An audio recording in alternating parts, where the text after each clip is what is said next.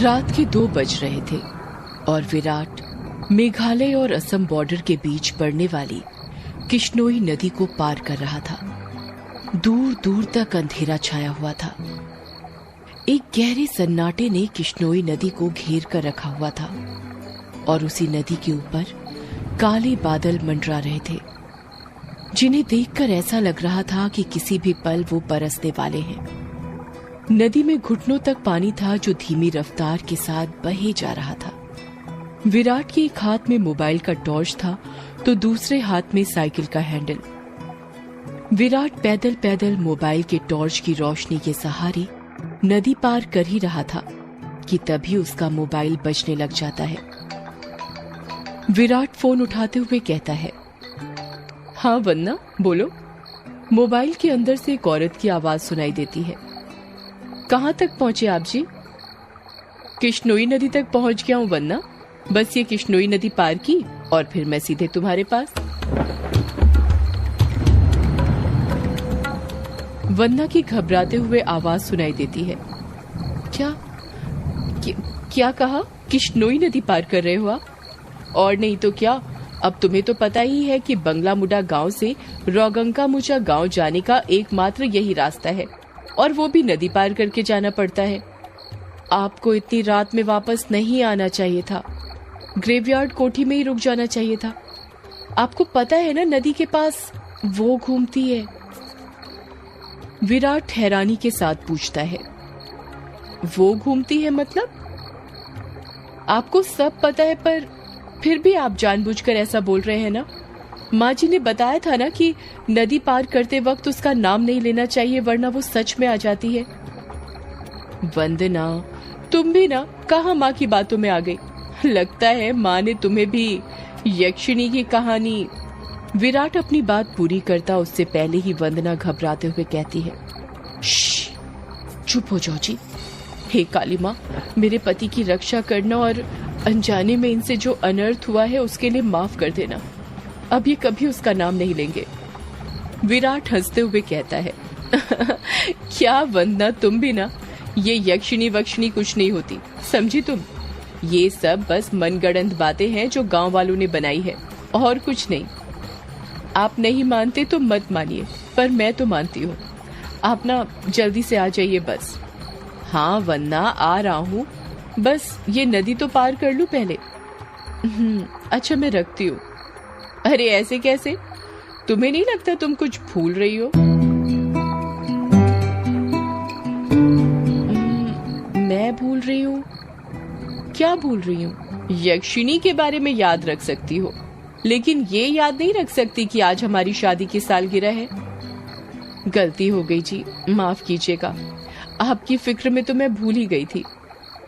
विराट मुंह बनाते हुए कहता है, अब भूल गई थी तो उसकी सजा तो मिलेगी तुम्हें। सजा के लिए तैयार रहना।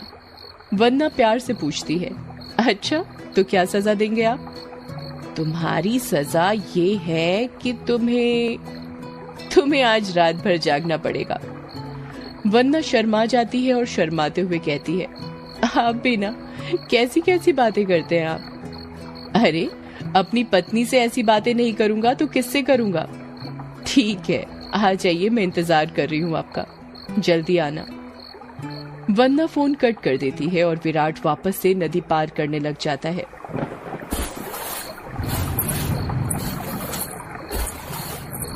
अभी विराट ने 1-2 कदम ही आगे बढ़ाए थे कि तभी उसको पायल बजने की आवाज सुनाई देती है। विराट को लगता है कि उसके पीछे से कोई लड़की भागते हुए निकली हो। पायल की आवाज सुनकर विराट जहां पर था वहीं पर रुक जाता है और पीछे मुड़कर देखने लग जाता है। जब वो पीछे मुड़ता है तो सिवाय अंधेरे के उसे कुछ दिखाई नहीं देता। उसके पीछे कोई नहीं था। ये वंदना भी ना यक्षिणी का नाम लेकर मेरे मन में उसका वहम डाल दिया और वही वहम डरा रहा है अब मुझे। और वैसे भी मैं तो खुद यक्षिणी से मिलना चाहता हूँ। बड़े चर्चे सुने हैं उसके, सुना है बड़ी खूबसूरत है। इतना कहकर विराट वापस से आगे बढ़ने लग जाता है। विराट मुश्किल से अभी 1-2 कदम चला ही था कि तभी उसे नदी के किनारे पर एक काला साया दिखाई देने लग जाता है।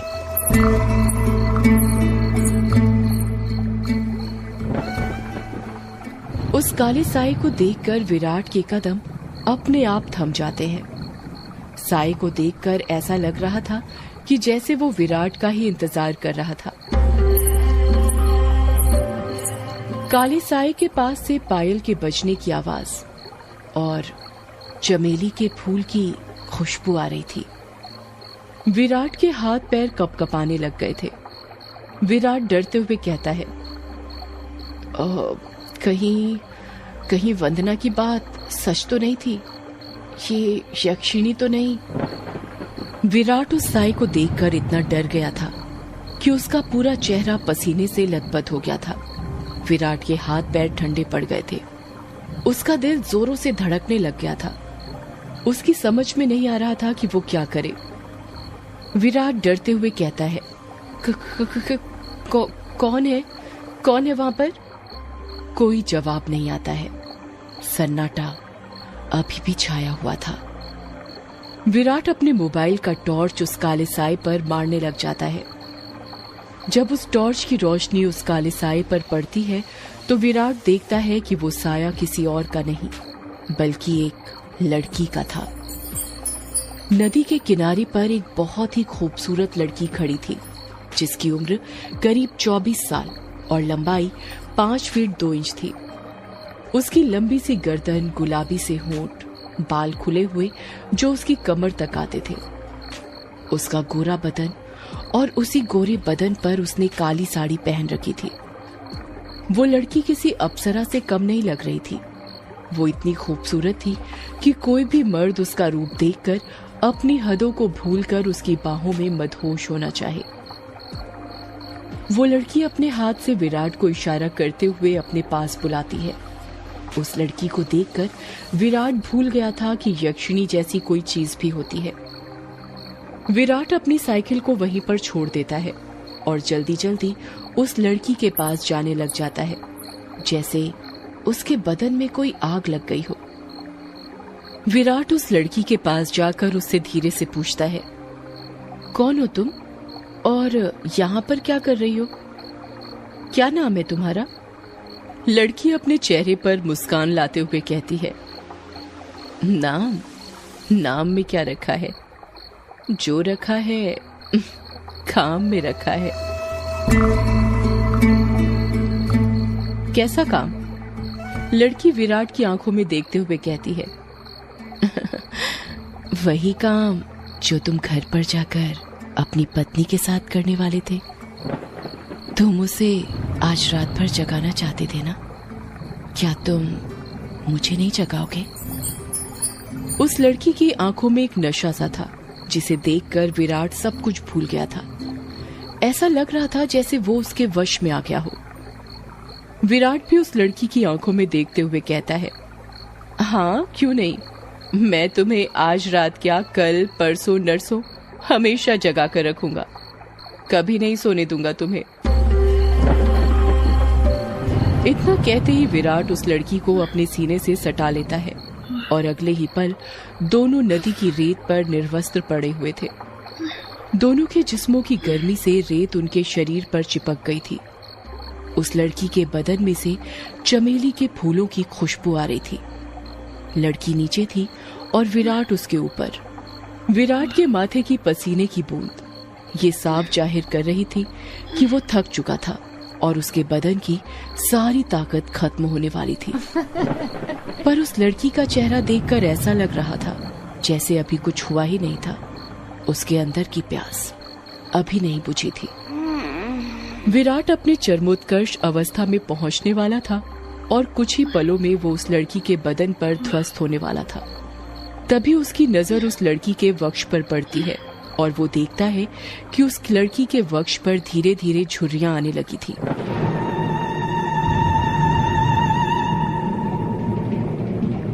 उसके हाथ पैरों की नसें बाहर निकलने लगी थी। उसके बाल काले से सफेद होने लगे थे। देखते ही देखते वो लड़की अचानक से बूढ़ी औरत में तब्दील हो जाती है।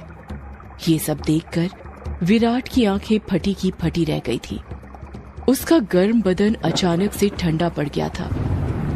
विराट कांपते हुए कहता है, कौन हो तुम? वो लड़की धीरे से कहती है, मैं यक्षिणी, तेरी मौत। ये सुनकर विराट के रोंगटे खड़े हो जाते हैं और वो झट से उससे दूर हटने लगता है। पर उसी वक्त यक्षिणी उसे अपने दोनों हाथों से पकड़ लेती है और कहती है, अभी कहाँ जा रहे हो प्रियतम? मेरी प्यास अभी बुझी नहीं है। तुम तो मुझे कल, परसों, नरसों हमेशा तक जगाना चाहते थे ना? क्या हुआ, थक गए या डर गए मेरा असली रूप देखकर? विराट उसका खौफनाक चेहरा देखकर इतना डर गया था कि कुछ नहीं बोल पा रहा था। उसको यक्षिणी की आंखों में खुद की मौत नजर आ रही थी। यक्षिणी गुस्से में कहती है, वासना की प्यास में तू ये भूल गया कमीने कि तेरी पत्नी वंदना तेरा घर पर इंतजार कर रही है और तू यहाँ पर मेरे साथ? तुम मर्द कभी एक स्त्री से प्यार कर ही नहीं सकते। तुम्हारी हवस कभी खत्म नहीं होने वाली। इतना कहकर यक्षिणी अपना हाथ विराट के सीने पर रख देती है। यक्षिणी के लंबे लंबे काले नाखून थे जो चाकू की तरह पहने थे। विराट डरते हुए कहता है, नहीं नहीं, ऐसा मत करो, जाने दो मुझे। जाने ही तो दे रही हूँ, भोली भेंटोला, भोली भेंटोला। इतना कहकर यक्षिणी अपना हाथ विराट के सीने के अंदर घुसा देती है और उसी वक्त जोर से काले बादल गरजने लगते हैं और बारिश होने लगती है। विराट के शरीर का खून नाखूनों के सहारे यक्षिणी के शरीर में जाने लगता है। जैसे जैसे खून यक्षिणी के शरीर के अंदर जा रहा था, वो वापस से जवान होती जा रही थी। यक्षिणी वापस से अपने पुराने रूप में आ गई थी और विराट का शरीर सूखकर सफेद पड़ गया था। उसके अंदर खून की एक बूंद तक नहीं थी, पर उसकी धड़कनें अभी भी चल रही थी। यक्षिणी अपना मुंह विराट के कान के पास ले जाती है और फुसफुसाते हुए कहती है, राम रो न राम रो, राम रो न राम रो। इतना कहकर यक्षिणी अपना खून से सना हाथ विराट के सीने से बाहर निकालने लग जाती है। जैसे ही यक्षिणी अपना हाथ विराट के सीने से बाहर निकालती है, विराट अपना दम तोड़ देता है, क्योंकि यक्षिणी के हाथ में विराट का दिल था जो सिकुड़ चुका था। अगले ही पल यक्षिणी विराट का दिल लेकर गायब हो जाती है, ठीक उस तरह जिस तरह बारिश की बूंदें होती हैं।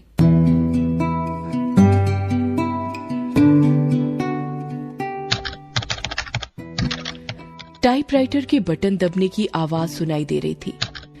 एक आदमी जो कि कोट पैंट पहना हुआ था, एक बंद कमरे में सफेद टाइपराइटर के ऊपर कहानी टाइप कर रहा था। उस आदमी ने बड़ा सा गोल चश्मा पहना हुआ था। कमरे के अंदर चारों तरफ बुक सेल्फ रखी हुई थी, जिनमें करीब 1000 से भी ज्यादा किताबें जमी हुई थी। टेबल के ऊपर ही एक ऐश ट्रे थी, जिसमें कुछ आधी जली तो कुछ पूरी जली सिगरेट और ऐश रखी हुई थी। लेखक खुद से कहता है, चलो ये भाग तो पूरा हुआ। अब दूसरे भाग में वंदना अपने पति की मौत का बदला लेगी, साथ में यक्षिणी के अभिशाप का पता लगाएगी और उसे इस अभिशाप से मुक्ति दिलाएगी। रीडर्स को बहुत दुख होगा विराट की मौत से, पर क्या करें, मौतें होंगी तभी तो हॉरर कहानी आगे बढ़ेगी। इतना कहकर लेखक एक सिगरेट जलाता है और उसके कश खींचते हुए अपने मोबाइल से किसी को फोन करने लग जाता है। फोन के अंदर से उबासी लेते हुए आवाज सुनाई देती है, हेलो कौन? हेलो जगदीश, वो मैं बोल रहा था कि कहानी तैयार हो गई है। अच्छा सर, आप हैं? क्या कहा आपने? कहानी तैयार हो गई? ये तो बहुत अच्छी बात है सर, पर बुरा मत मानिएगा सर, ये बात आप मुझे सुबह भी बता सकते थे। इतनी रात में कॉल करने की क्या जरूरत थी? लेखक सिगरेट का कश खींचते हुए कहता है, क्या कहा इतनी रात में? आखिर अभी वक्त ही क्या हुआ है बस। लेखक ने इतना ही कहा था कि तभी उसकी नजर उसके हाथ की पुरानी सी वॉच पर पड़ती है और वो देखता है कि रात के 3:05 हो रहे थे। लेखक अपनी गलती महसूस करते हुए कहता है, अरे 3 बज गए, इतनी रात हो गई, मुझे तो पता ही नहीं चला, मुझे तो लगा अभी 9-10 बज रहे होंगे। कोई बात नहीं सर, मैं समझ सकता हूँ। आप इतनी लगन के साथ कहानी लिखते हैं कि आपको वक्त का एहसास ही नहीं होता। हाँ ये तो है, देखना जब ये किताब आएगी तो लोगों के रोंगटे खड़े हो जाएंगे। रात रात भर जाग कर ये कहानी लिखी है मैंने। वो तो होनी ही है सर, आखिर आपकी कहानी में जान होती है, इतनी जान कि सोए हुए मुर्दों को भी जगा दे और उनको भी कहानी सुनने के लिए मजबूर कर दे। वैसे अभी जो कहानी आपने लिखी है उसका नाम क्या है? इस कहानी का नाम है यक्षिणी एक डायन। मोबाइल के अंदर से हैरानी के साथ आवाज सुनाई देती है। क्या कहा सर? यक्षिणी? हाँ यक्षिणी, क्या हुआ? तुम इतने शॉक्ड क्यों हो रहे हो? सर मैंने सुना है ये जो यक्षिणी है ये आपके गांव के पास जो किश्नोई नदी है वहां पर घुमा करती है और मर्दों के साथ वो सब, यानी वही सब करके उन्हें मार देती है। हाँ तो सर आपको डर नहीं लगता जिस गांव में यक्षिणी घूमती है वहीं पर रहकर उसके बारे में कहानी लिखकर अगर यक्षिणी ने आपको कुछ कर दिया तो? जगदीश, यक्षिणी इतनी बुरी नहीं होती जितना गांव के लोग और तुम सब समझते हो। मतलब ये कि यक्षिणियां बहुत अच्छी होती हैं, इतनी अच्छी कि दूसरों की खुशी के लिए अपना सब कुछ कुर्बान करने के लिए तैयार हो जाएं। पर कभी कभी जिंदगी में कुछ ऐसी घटना घटती है कि आपकी पूरी जिंदगी बदल जाती है। कैसी घटना सर? मैं कुछ समझा नहीं। पौराणिक मान्यताओं के अनुसार हमारे ब्रह्मांड में अनेक लोक हैं जिसमें देवी देवताओं, सुर असुर, राक्षसों का वास होता है। इन सभी लोकों की दूरी पृथ्वी से अलग अलग है। कहा जाता है कि इन सभी लोकों में विष्णु लोक सबसे ऊपर है और सबसे निचला लोक यक्ष, यक्षिणियों और अप्सराओं का है जो पृथ्वी से सबसे नजदीक हैं। जो लोग पृथ्वी के सबसे नजदीक हैं उस लोक के देवी देवताओं की पूजा करने से वो देवी देवता जल्दी प्रसन्न होते हैं। जगदीश बीच में ही बोल पड़ता है। ऐसा क्यों सर? उस लोक के देवी देवता इतनी जल्दी प्रसन्न क्यों होते हैं? क्योंकि लगातार ठीक दिशा और समय पर किसी मंत्र की साधना करने से उन देवी देवताओं तक तरंगे जल्दी पहुंचती हैं। यक्ष यक्षिणियों के लोक में से ही एक यक्षिणी द्वापर युग के अंत में पृथ्वी पर आई थी जिसको एक अभिशाप मिला था। एक ऐसा अभिशाप जिसने उसकी जिंदगी बदल दी थी। कैसा अभिशाप सर? आप किस अभिशाप की बात कर रहे हैं और उसे ये अभिशाप किसने दिया था?